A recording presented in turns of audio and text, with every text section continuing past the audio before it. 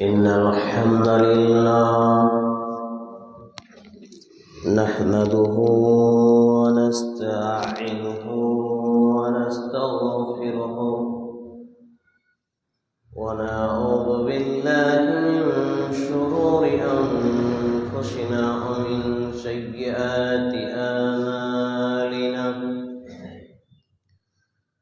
من يهده الله فلا مضل له ومن يضلله فلا هادي له ونشهد أن لا إله إلا الله وحده لا شريك له ونشهد أن محمدا عبده ورسوله يا أيها الذين آمنوا اتقوا الله حق تقاته ولا تموتن إلا وأنتم مسلمون يا أيها الناس اتقوا ربكم الذي خلقكم من نفس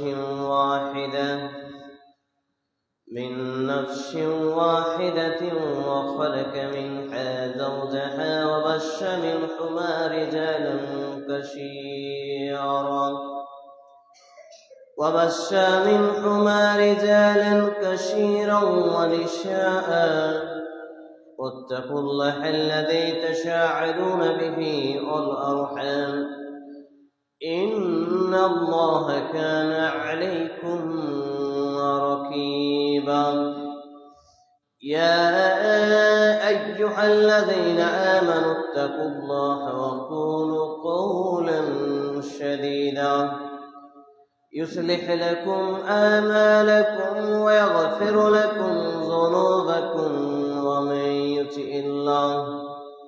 ومن يطع الله ورسوله فقد فاز فوزا عظيما أما بعد فإن خير الحديث كتاب الله وخير الهدي هدي محمد صلى الله تعالى عليه وسلم وشر الأمور محدثاتها وكل محدثات بدعة وكل بدعة ضلالة وكل ضلالة في النار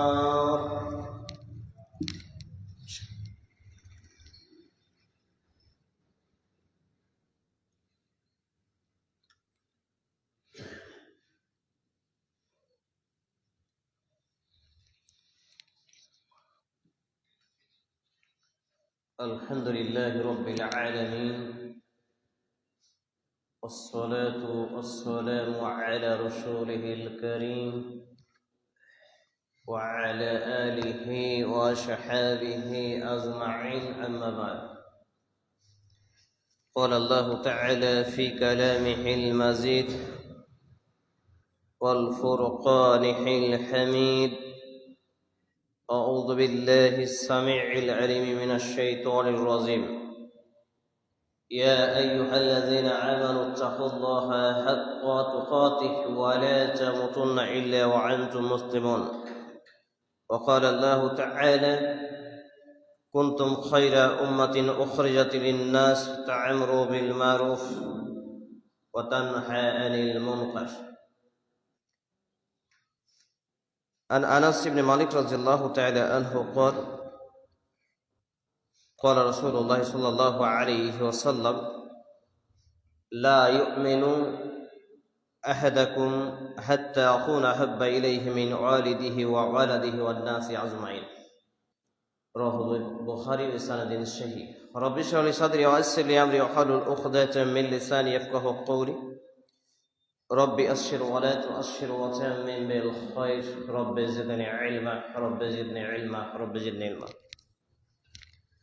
যাবতীয় প্রশংসা গুণগান গুণকীর্তন হামদ ও শানা একমাত্র আল্লাহ রাব্বুল আলামিনের জন্য, যিনি এক ও একক ওয়াহদাহু লা শারীক খালিক এবং মালিক। যে আল্লাহ রাব্বুল আলামিনের প্রশংসার দ্বারা শেষ করা অসম্ভব, তারই প্রশংসা করত আন্তরিকতার সাথে একযোগে একসাথে পুরুষ হিসেবে উচ্চ স্বরে ছোট্ট একটি দোয়া আমরা বলি, পাঠ করি। আসুন আমরা বলি আলহামদুলিল্লাহ। অতঃপর অসংখ্য দরুদ ও সালাম শান্তির ধারা বর্ষিত হোক আখিরি নবী রাহমাতুল লিল আলামিন মা আমিনার লাল মুরুদুল মুহাত্তাম মহাপুরুষ মুহাম্মদুর রাসূলুল্লাহ সাল্লাল্লাহু আলাইহি ওয়াসাল্লামের প্রতি আমরা বলি আল্লাহুম্মা সাল্লি আলাইহি আল্লাহুম্মা বারিক আলাইহি সাল্লাল্লাহু তাআলা আলাইহি ওয়াসাল্লাম।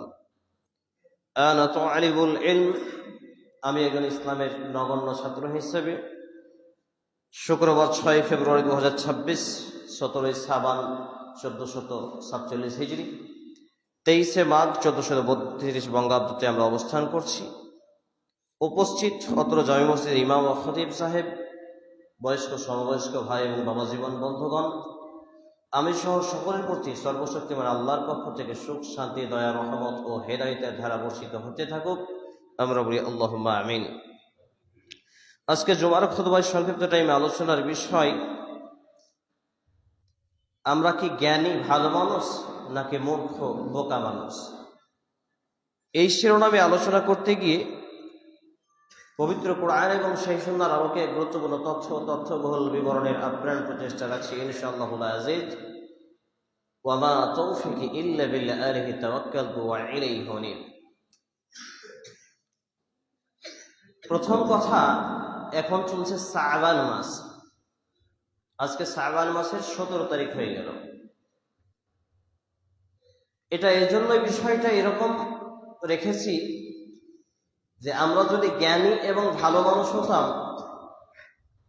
তাহলে এই যে শাবান মাসের গুরুত্ব, ফজিলত, মাহাত্ম্য, এটা অবশ্যই আমাদের জানকারি থাকতো এবং এর উপরে আমল বাস্তবায়ন থাকতো। তাহলে এর জানকারি, আমল এবং বাস্তবায়ন নেই। মূলত এটি প্রমাণ করে যে আমরা আসলে হলাম ব্যাড ম্যান, বেস্ট ম্যান নয়। এখান থেকে একটু উপলব্ধি দিই, তাহলে বুঝতে পারবেন। সেটা হলো নবী মুহাম্মদুর রাসূলুল্লাহ সাল্লাল্লাহু আলাইহি ওয়াসাল্লাম এই শাবান মাসে প্রায় 28-29টা সিয়াম রাখতেন। অর্থাৎ পূর্ণ শাবান মাস 2-1 দিন শেষের 2-1 দিন বাদ দিয়ে পুরো মাসটাই সিয়াম রাখতেন।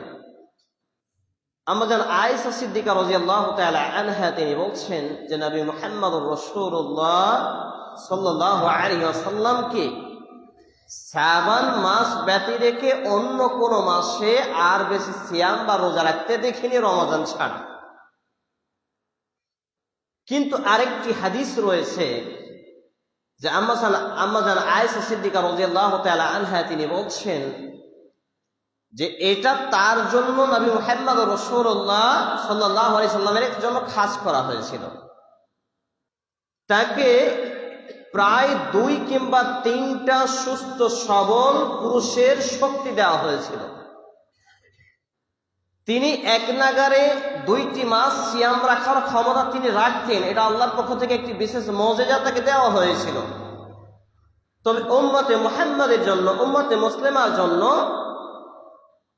শুধুমাত্র 15ই শাবানের আগে পর্যন্ত তারা সিয়াম রাখবে, আর 15ই শাবানের পর থেকে তারা আর নফল সিয়াম রাখবে না।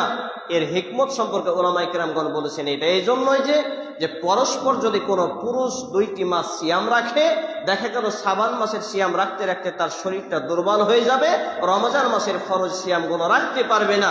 কিন্তু আমি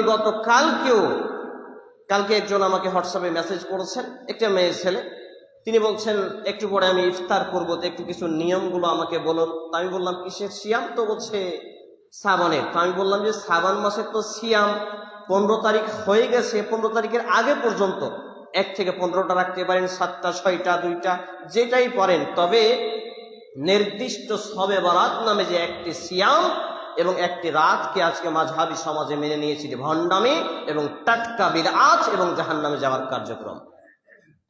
সম্মানিত উপস্থিতি ভাই এবং বন্ধুগণ, অথচ এইসব বিষয়ে আমাদের না আছে জ্ঞান, না আছে আমল, না আছে বাস্তবায়ন। চলে আসি আমি আমার মূল আলোচনার দিকে। আমি আপনাদের সামনে দ্বিতীয় খুতবা পাঠের পরে প্রসিদ্ধ সূরার প্রসিদ্ধ আয়াত পাঠ করেছি। খুবই এটি প্রসিদ্ধ সূরা, যেটা খুতবা পাঠ করতে গেলে অবশ্যই এই আয়াতগুলো পাঠ করা লাগে। এটি রয়েছে কুরআনুল কারীম সূরা আলে ইমরান 3 নম্বর সূরা ৪তম পারা ৬৩ নম্বর পৃষ্ঠা আয়াত নম্বর ১০২।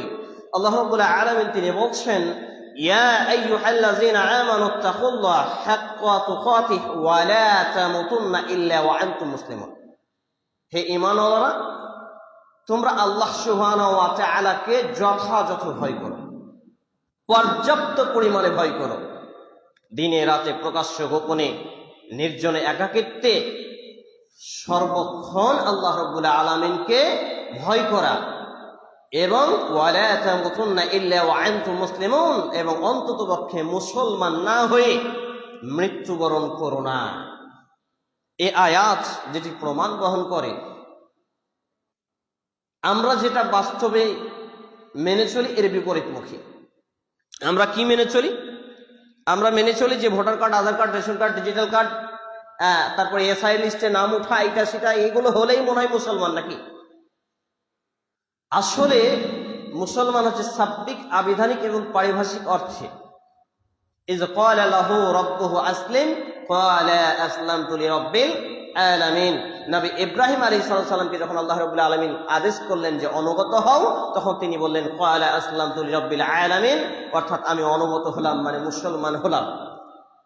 তাহলে মুসলমান মানে হচ্ছে অনুগত হওয়া, মেনে নেওয়া আল্লাহ প্রদত্ত বিধান এবং নবী মুহাম্মদুর রাসূলুল্লাহ সাল্লাল্লাহু আলাইহি ওয়াসাল্লামের রেখে যাওয়া যে রিসালাত এবং কুরআনুল কারীম গাইডলাইন, জীবন বিধান, এর প্রতি মেনে নেওয়া।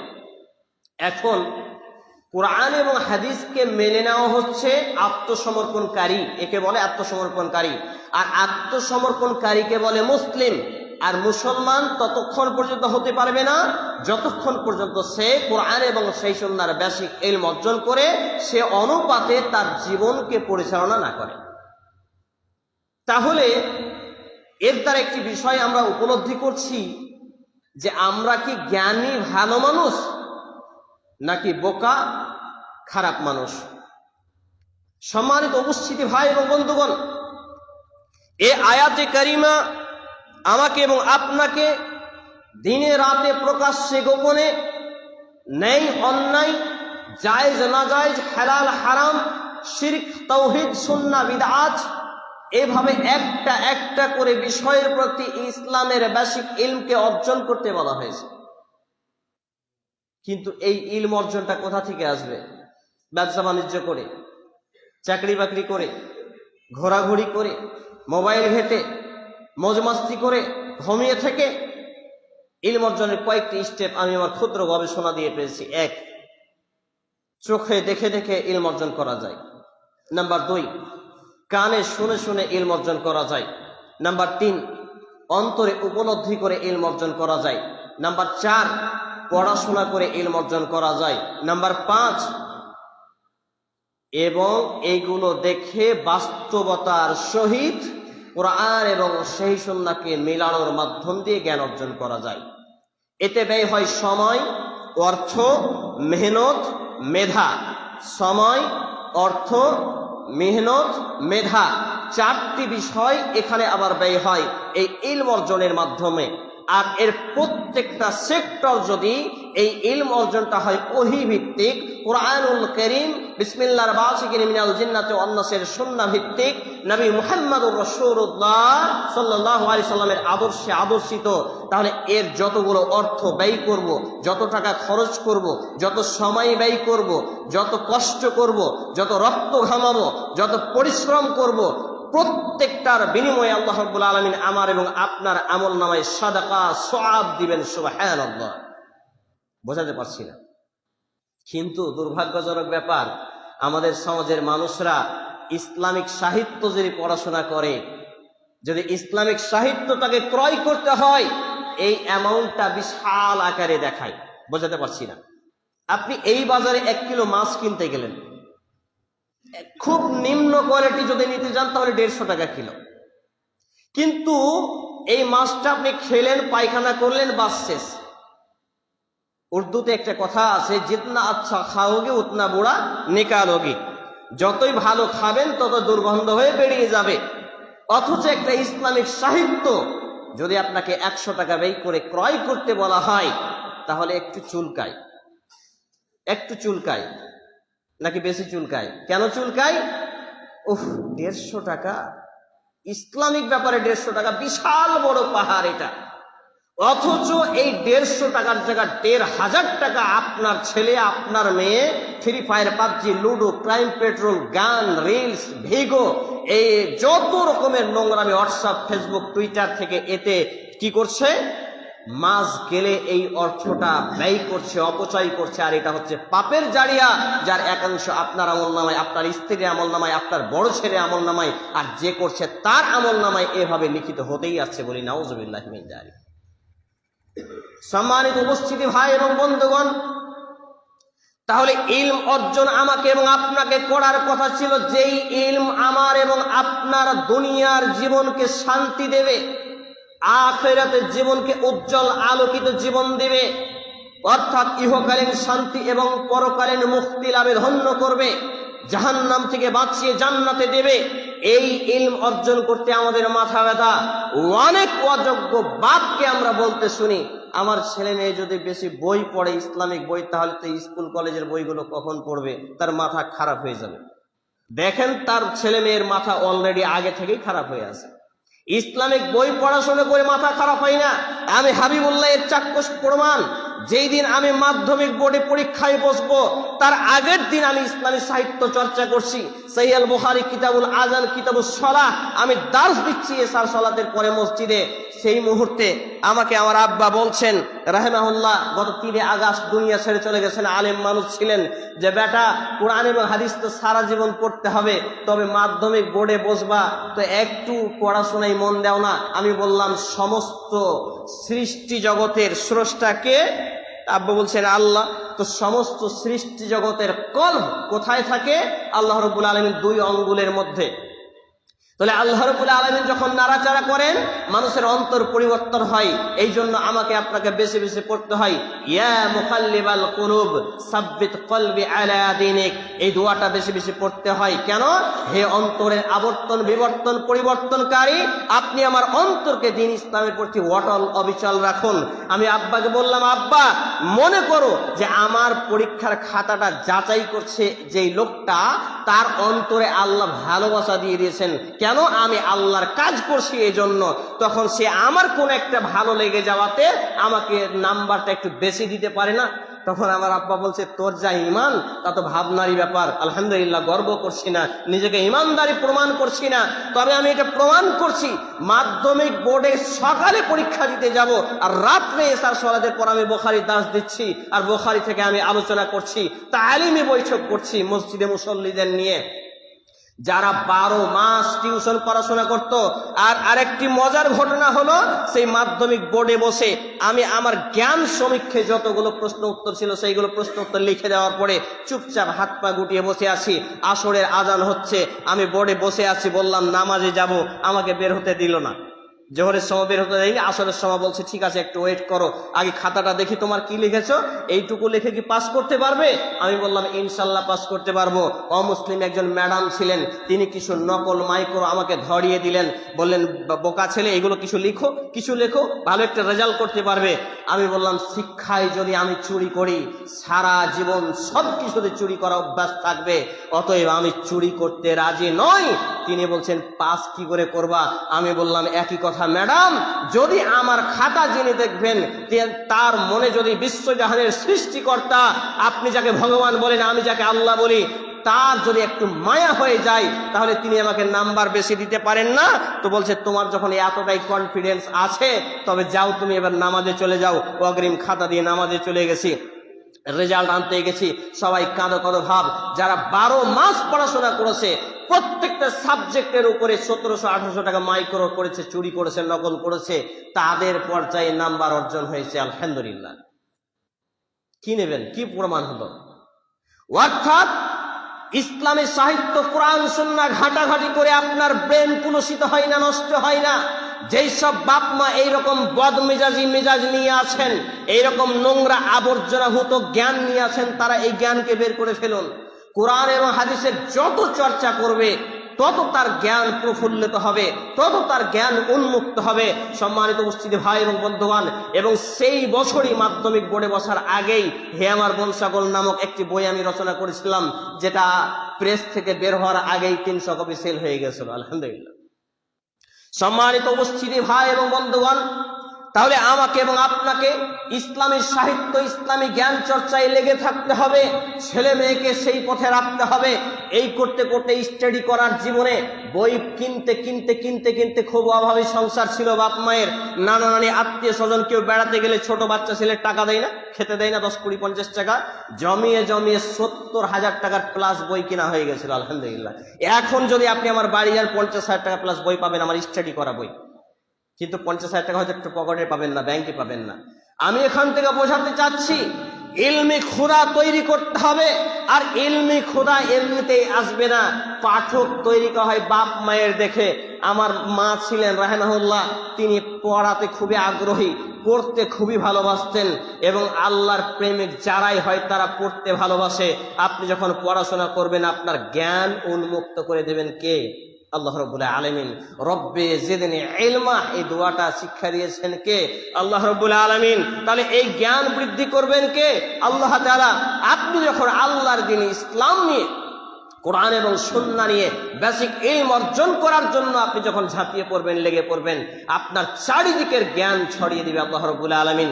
কলকাতা যখন মুম্বাই গেলাম, ডক্টর জাকির নায়েকের IRF Islamic research foundation peace টিভিতে যখন 2011-তে চান্স পেলাম ছাত্র হিসাবে, ওই সময় ওনার একজন সহপাঠী ছিলেন আব্দুল বাসির খান চৌধুরী।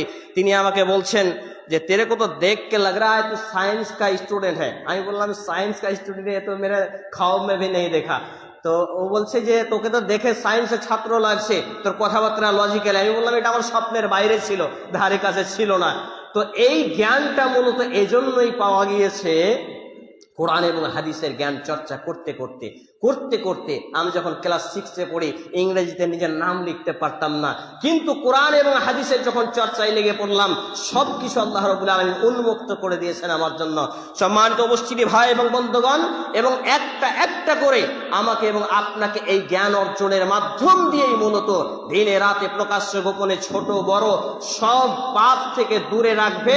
আর এখানে ইত্তাকিল্লাহ, আল্লাহ ভীতি তৈরি হবে ইনশাআল্লাহ। চলে আসি আমি আমার দ্বিতীয় আলোচনায়, দ্বিতীয় পয়েন্টে। দ্বিতীয় খুতবার পরে দ্বিতীয় দফায় আপনাদের সামনে আরেকটি আয়াত পাঠ করেছিলাম এই সূরারই, এটিও খুব গুরুত্বপূর্ণ আয়াত। আল্লাহ রাব্বুল আলামিন জানিয়েছেন, কুনতুম খায়রা উখরিজাত লিন-নাস তা'আমুরুনা বিল মারুফ ওয়া তানহা আনিল মুনকার ওয়া তু'মিনুনা বিল্লাহ। তোমরাই হলে সর্বোত্তম জাতি বা উম্মত, আর তোমাদেরকে মানব কল্যাণের জন্য আনা হয়েছে, পাঠানো হয়েছে। কি করবে তোমরা? তা'আমুরুনা বিল মারুফ, তোমরা সৎ কাজের আদেশ করবে।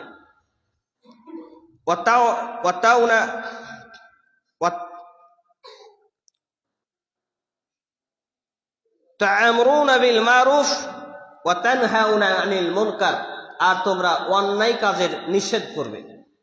এই আয়াত অর্থাৎ সূরা আলে ইমরান 3 নম্বর সূরা 74তম পারা 64 নম্বর আয়াত, 64 নম্বর পৃষ্ঠা, আয়াত নম্বর 110। এখানে আল্লাহ রাব্বুল আলামিন বলছেন যে তোমরাই হলে শ্রেষ্ঠ জাতি বা শ্রেষ্ঠ উম্মত। তোমাদেরকে আনা হয়েছে বা পাঠানো হয়েছে যে তোমরা সৎ কাজের আদেশ করবে, অন্যায় কাজের নিষেধ করবে। আর কি করবে?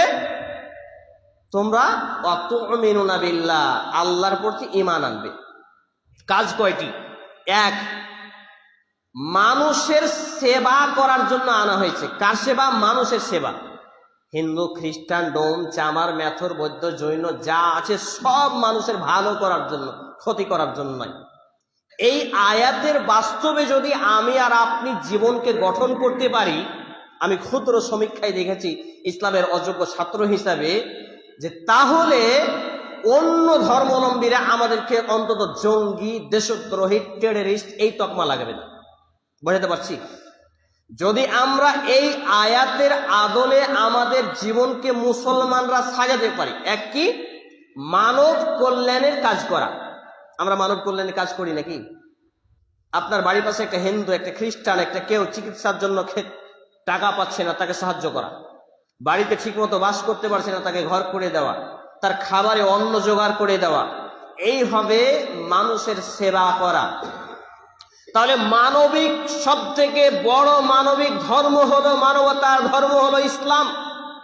আর এই মানবতার ধর্ম ইসলাম, এটা প্রমাণ করতে হবে মুখে নয়, কাজে।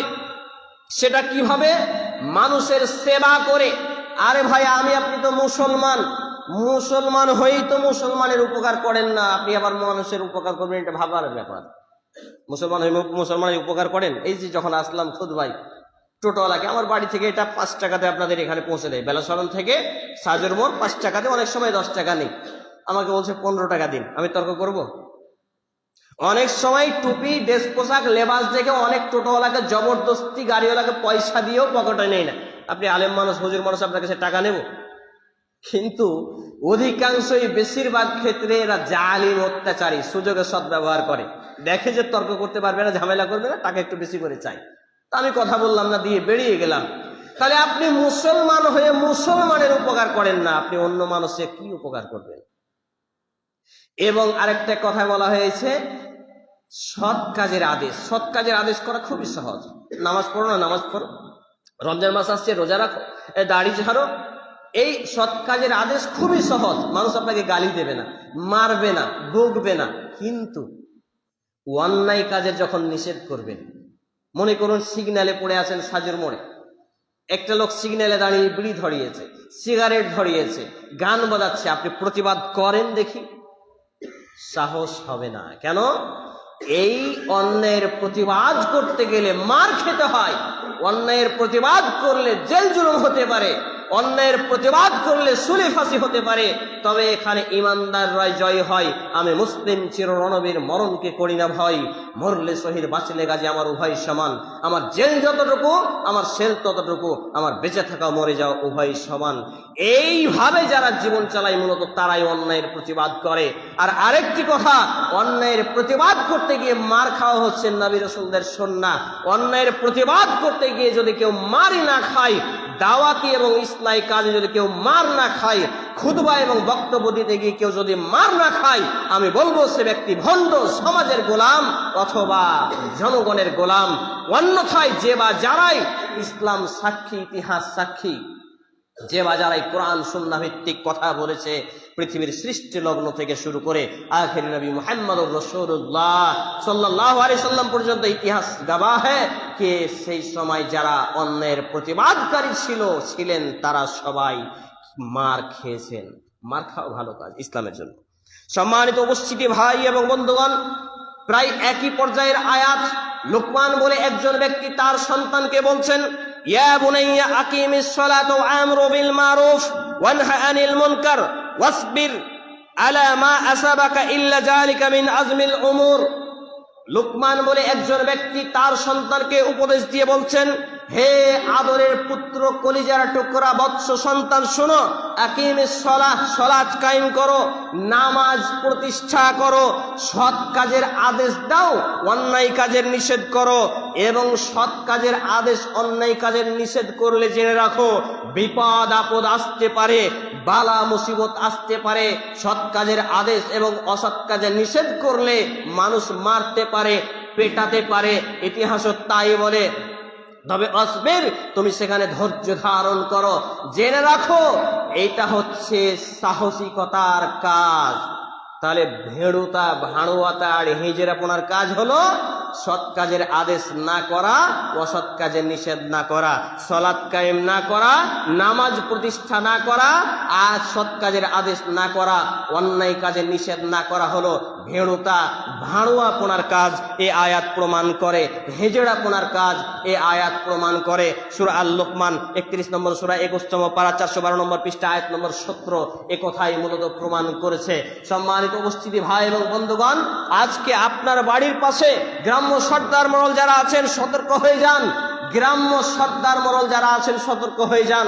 আপনার দলে কোন সদস্য যদি বিবাহতে গান বাজনা বাজায়, ডিজে পার্টি করে, মাটি কাঁপায়, আপনি যদি তাকে দল থেকে বহিষ্কৃত করতে না পারেন, শুনুন, কবরস্থান কমিটি আপনাকে বলছি, আপনি যদি কবরস্থান কমিটি তাকে কবরস্থান থেকে বঞ্চিত করতে না পারেন, শুনুন, মসজিদ কমিটি আপনাকে বলছি, আপনি যদি এটা দায়িত্ব নিয়ে তার কাজে প্রতিরোধ করতে না পারেন, শুনুন, গ্রাম্য সর্দার মরল মাতাব্বর মেম্বার প্রধান যারা ক্ষমতাশীল আছেন তারা যদি এই অন্যায়ের প্রতিবাদ করতে না পারেন, অন্যায়কে রুখে দিতে না পারেন, কোন অন্যায়? যে অন্যায় গরু খাওয়াগুলো করে, যেই অন্যায় রোজা পালন করাগুলো করে, যে অন্যায় নামধারী মুসলমানের বাচ্চারা করে, এই সব অন্যায়গুলো যদি প্রতিবাদ করতে না পারেন, প্রতিহত করতে না পারেন, এই আয়াত প্রমাণ করে আপনি কাপুরুষ, ভীরুতা এবং হিজড়া। আর আপনার পরিণাম হবে কিয়ামতের মাঠে অযোগ্য দায়িত্বশীল হিসাবে আপনি দুনিয়াতে কিয়ামতের আলামত, ফিতনা, দুনিয়ার জমিনে বোঝা, আর কিয়ামতের মাঠে অপেক্ষা করছে জাহান্নামের আগুন। নাউযুবিল্লাহি মিন যালিক। সম্মানিত উপস্থিতি ভাই এবং বন্ধুগণ, আলোচনার শেষাংশে এসে দ্বিতীয় খুতবার পরে তৃতীয় দফায় আপনাদের সামনে যে হাদিসটি পাঠ করেছি, এই হাদিসটি বলেই আলোচনা গুটিয়ে ফেলবো। তবে একটি কথা বলতে যাচ্ছি, সেটা হচ্ছে যে আমরা কি আসলেই তাহলে বেস্টম্যান নাকি ব্যাডম্যান? একটু কল্পনা আসছে যে আমরা কি বেস্টম্যান নাকি ব্যাডম্যান, ভালো মানুষ নাকি খারাপ মানুষ? সম্মানিত উপস্থিতি ভাই এবং বন্ধুগণ, এই করে করে হাজারো অন্যায়, হাজারো অপকর্ম আজকে 3 শ্রেণীর মানুষ টিকিয়ে রেখেছে। এক, প্রত্যেক গ্রামের সর্দার মরণ এই অন্যায়কে টিকিয়ে রেখেছে। যত অন্যায় অবিচার হয়, যত নোংরামি হয়, গ্রাম্য সর্দার মরণ যারা যদি একটু শক্ত হয়, এইগুলো পরিবর্তন হবে। নাম্বার 2, যদি ইমাম আমার মতো ভণ্ড মৌলবি না তৈরি হয়, যে ব্যক্তি যদি জেনা করতে করতে গিয়ে বেশ্যাখানায় মারা যায়, জানাজা আমি পড়াবো, মদ খেয়ে মারা যায়, জানাজা আমি পড়াবো, আমার মতো ভণ্ড ব্যবসায়ী মৌলবি। নাম্বার 3, প্রত্যেক বাপ মা যদি শক্ত হতে পারে যে আমার ছেলে যদি বেনামাজি অবস্থায় মারা যায়, আমি কোনো ইমামকে ডাকতে যাব না জানাজার জন্য, আমি কোনো অন্যায়কারী ছেলের জন্য কোনো পক্ষ নিয়ে বিচারে দাঁড়াবো না। তাহলে 3টা সমাজ যদি পরিবর্তন হয়, 1, গ্রাম্য সর্দার মরণ, 2, যদি মৌলবি মাওলানা, 3, যদি বাপ মা, 3টা ডিপার্টমেন্ট যদি পরিবর্তন হয়, ওয়াল্লাহি আল্লাহর কসম, আমি আমার ক্ষুদ্র জ্ঞান এবং গবেষণায় দেখেছি সমাজ থেকে, মুসলিম সমাজ থেকে অন্যায়, অপকর্ম, রাহাজানি, বেনামাজি, পাপ তাপ সব দূরীভূত হয়ে যাবে ইনশাআল্লাহ। কিন্তু 3টা সমাজ পরিবর্তন হবে তো। এক্ষণে যদি অমুকের ব্যাটা করে তাহলে খুব অপরাধ, আর নিজের ব্যাটা করলো তখন এটা ইটস নো প্রবলেম। এই ছোট মোটো ব্যাপার, এগুলো কোনো ব্যাপার হলো? সম্মানিত উপস্থিতি ভাই এবং বন্ধুগণ, হাদিসটি বর্ণিত হয়েছে আনাস রাদিয়াল্লাহু তাআলা আনহু, তিনি বলছেন, আর আনাস ইবনে মালিক রাদিয়াল্লাহু তাআলা আনহু قال قال رسول الله صلى الله عليه وسلم قال النبي صلى الله عليه وسلم أحدكم حتى أكون أحب إليه من والده وولده والناس أجمعين। আনাস রাদিয়াল্লাহু তাআলা আনহু তিনি বলছেন, নবী মুহাম্মদুর রাসূলুল্লাহ সাল্লাল্লাহু আলাইহি ওয়াসাল্লাম তিনি বলেছেন, কোন ব্যক্তি অতক্ষণ পর্যন্ত মুমিন হতে পারবে না। কেউ ব্যক্তি যদি মুমিন না হয় তাহলে তার জান্নাতের আশা করা যায় না। মানে মুমিন না হলে জান্নাতের আশা করা যায় না। তো আল্লাহ নবী বলছেন, সেই ব্যক্তি কখনো মুমিন হতে পারবে না। তোমাদের কেউ ততক্ষণ পর্যন্ত মুমিন হবেই না, মুমিন হতে পারবে না। কতক্ষণ? যতক্ষণ পর্যন্ত না আমি, অর্থাৎ মুহাম্মদ সাল্লাল্লাহু আলাইহি সাল্লাম, তার কাছে তার বাপ মা, তার সন্তান সন্ততি, তার ধন সম্পদ, এমনকি ওয়ান্নাসি আজমাইন, তামাম পৃথিবীতে যা কিছু আছে, আত্মীয় স্বজন, বাড়ি গাড়ি, নারী, টাকা পয়সা, বিলাসবহুল, সবার ঊর্ধ্বে নবী মুহাম্মদুর রাসূলুল্লাহ সাল্লাল্লাহু আলাইহি সাল্লামকে ভালো না বাসে। হাদিসটি বর্ণিত সহিহ বুখারী কিতাবুল ঈমান 2 নম্বর পর্বের হাদিস নাম্বার 15, আধুনিক প্রকাশনী বুখারী হাদিস নাম্বার 14, ইসলামিক ফাউন্ডেশন বুখারী হাদিস নাম্বার 14। এছাড়াও বিভিন্ন গ্রন্থে হাদিসটি বর্ণিত হয়েছে মুসনাদে আহমদ হাদিস নাম্বার 12814 ক্রমিক নম্বরে। সম্মানিত উপস্থিতি ভাই এবং বন্ধুগণ, এই হাদিস প্রমাণ করে যে রাসূলকে ভালোবাসা শুধু মুখে মুখে নাকি। ইয়া রাসূলুল্লাহ, আমি আপনাকে ভালোবাসি, শবে বরাতের রাতে একটু মিলাদ কিয়াম করে নিলাম, বাস হয়ে গেল। আল্লাহ রসুলকে ভালোবাসা মানে আম্মাজান আয়েশা রাদিয়াল্লাহু তাআলা আনহা থেকে বর্ণিত সহ কয়েকটা সাহাবী থেকে বর্ণিত রয়েছে, নবী মুহাম্মদুর রাসূলুল্লাহ সাল্লাল্লাহু আলাইহি সাল্লামের উপরে যখন চুরি করার পর হাত কাটার আয়াত নাজিল হলো, তখন একজন ব্যক্তি এসে বলছে, আল্লাহ রসুল, ও তো আমাদের দলের লোক, এটা শাস্তিটাকে মাফ করে দেওয়া যায় না? রসুল মুহাম্মদুর রাসূলুল্লাহ সাল্লাল্লাহু আলাইহি সাল্লামের চোখগুলো রাগান্বিত হলো। তিনি বললেন, আরে তুমি এই কথা বলছো? স্বয়ং আমার মেয়ে অর্থাৎ মুহাম্মদ সাল্লাল্লাহু আলাইহি সাল্লামের মেয়ে যদি ফাতেমাও চুরি করত, তার হাত কেটে দিতে মুহাম্মদ সাল্লাল্লাহু আলাইহি সাল্লাম কোনো দ্বিধা বোধ করতেন না। এই কথা প্রমাণ করে রাসূলকে ভালোবাসা মানে সমাজের গ্রাম্য সর্দার মরলের আন্ডারে অমুকের দুর্বল লোকটা অন্যায় করলো বলে তার উপরে জুলুম, আমার আমার বেটা একটু দলবল আছে, রাজনৈতিক দলের চামচামি করি, প্রশাসনিক লেভেলে হাত আছে, টাকা পয়সা ধন সম্পদ আছে, তো আমার বেটা অন্যায় করেছে, তো এটাকে ইট ইজ নো প্রবলেম বলে এড়িয়ে যাব নাকি? রাসূলকে ভালোবাসা মানে নিজেরও যদি সেই ত্রুটি হয় নিজেকেও অপরাধী প্রমাণিত করে শাস্তি দেওয়া। রাসূলকে ভালোবাসা মানে মুয়াজ্জিন বলেছে আশহাদু আন্না মুহাম্মাদার রাসূলুল্লাহ, হাইয়া আলাস সালাহ হাইয়া আলাল ফালাহ, সব কিছুকে ফেলে মসজিদ পানে ছুটে আসা। আপনি মসজিদে এলেন, আপনার লাইক যুবক বেটা বেটি মসজিদে এলো না, তাহলে আপনি হলেন ভাড়ুয়া হিজড়া মুসলমান। সম্মানিত উপস্থিতি ভাই এবং বন্ধুগণ, একেবারে আলোচনার শেষাংশে এসে আমি আপনাকে যেটুকু বলতে চাই, আজকে সমাজ সংস্কার হবে মসজিদের মেম্বার থেকে। সমাজ বক্তব্য স্টেজে জালসা দিয়ে পরিবর্তন হবে না, সমাজ সংস্কার হবে মসজিদ থেকে।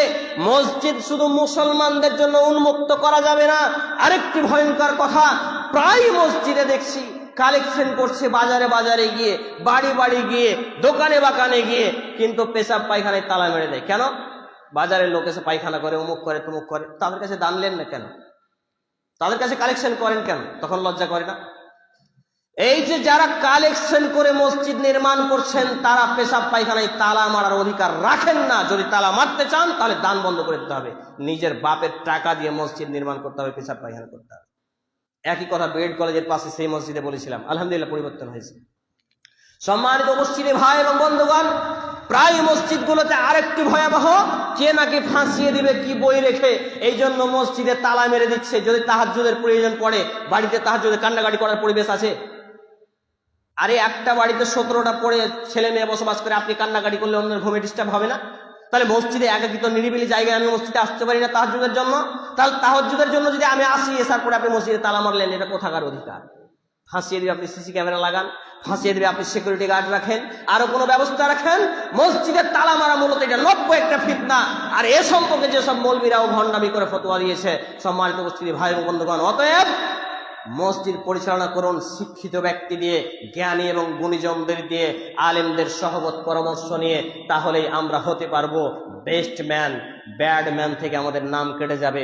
আমরা হব জ্ঞানী এবং ভালো মানুষ, এবং খারাপ এবং মূর্খ মানুষ থেকে নাম কাটতে হবে কোরআন এবং সুন্নাহর জ্ঞান অর্জনের মাধ্যম দিয়ে, বাস্তবায়নের মাধ্যম দিয়ে। সম্মানিত উপস্থিতি ভাই এবং বন্ধুগণ, আলোচনার শেষাংশে এসে আমি একটি আয়াত দিয়ে আলোচনা শেষ করতে যাচ্ছি, যেটা উল্লেখ করেছে পবিত্র কোরআন সূরা আল আহজাব 33 নম্বর সূরা আয়াত নম্বর 36। আল্লাহ রাব্বুল আলামিন বলছেন, নিশ্চয় যা কিছু আল্লাহ এবং তার রাসূল আদেশ করেছেন তার অন্য কিছুতে যে কেউ মত দেবে, নিশ্চয় সে পথভ্রষ্টতায় পতিত হইবে।